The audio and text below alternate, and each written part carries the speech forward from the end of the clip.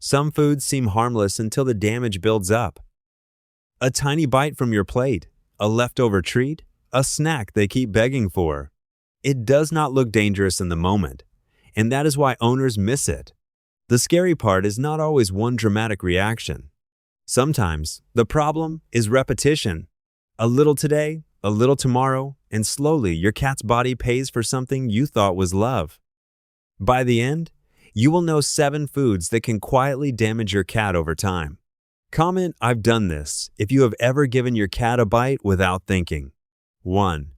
Milk and dairy that look comforting. The first food is one of the most misunderstood.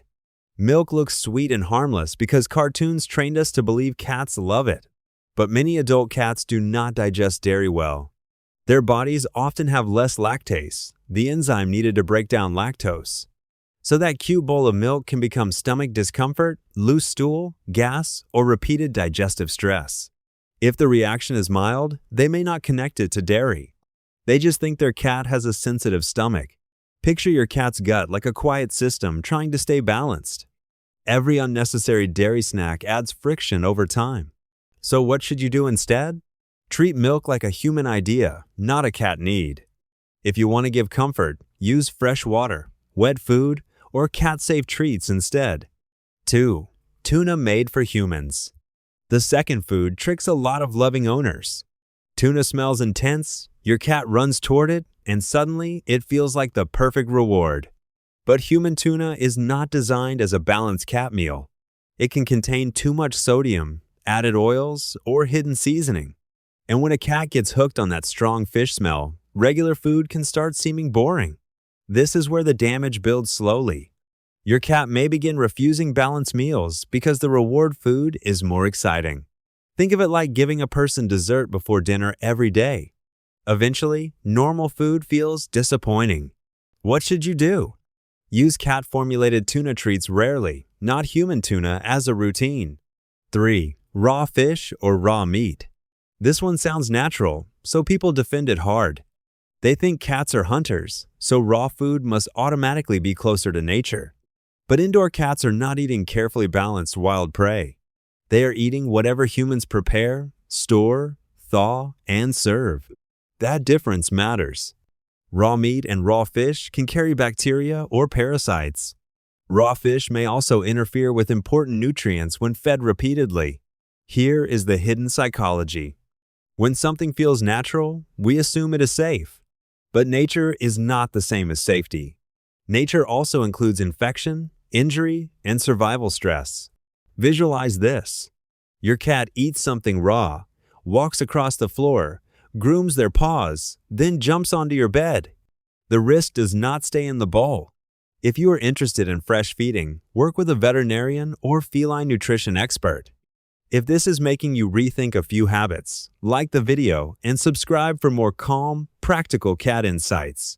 4. Fatty leftovers from your plate. The fourth food feels small because it usually comes as a bite. A piece of bacon, chicken skin, greasy meat, buttered leftovers, or something from the pan. Your cat begs, you share, and the moment feels loving. But fatty foods can strain the digestive system. And there is another layer. Cats are small. A tiny piece to you may be a big dose to them.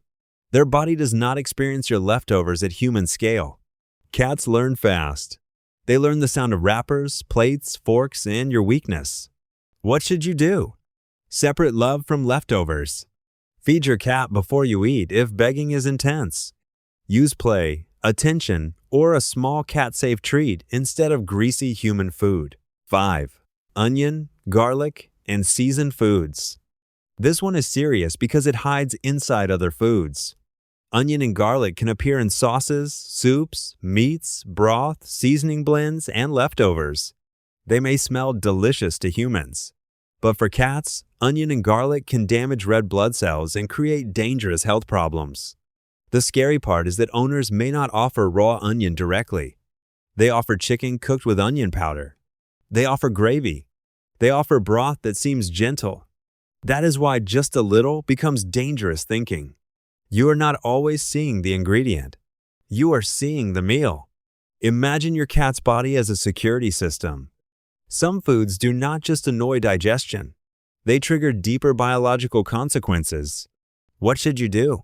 Before sharing any cooked food, ask one question. Was this prepared only for a cat? Cats do not need flavor upgrades from your kitchen. They need clean choices their body can understand. 6. Dog food as a backup meal. The sixth one seems practical. You run out of cat food, the dog food is there, and your cat eats it. Once is usually not the real issue. The problem starts when dog food becomes a backup habit. Cats and dogs do not have the same nutritional needs.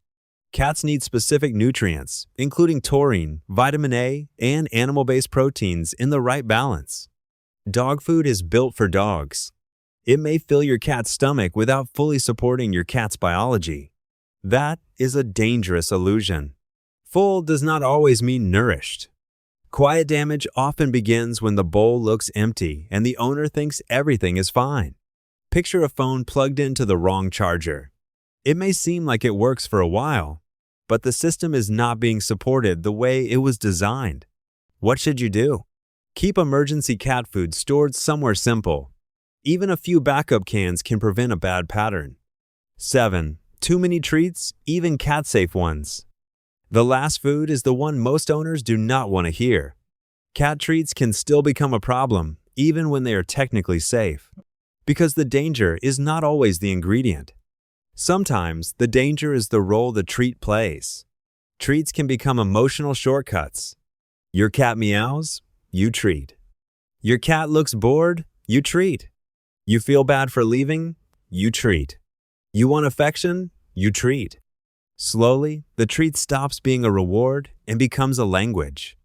And when food becomes the main language of love, your cat's body carries the message. Too many treats can add extra calories, reduce interest in balanced meals, and create demanding behavior. They can also make you feel like a better owner while avoiding the real need. Maybe your cat needed play. Maybe they needed routine. This is the pattern interrupt. Not every meow is hunger. Not every request needs food. And not every loving impulse should become something edible. What should you do? Use treats with intention. Count them. Break them smaller.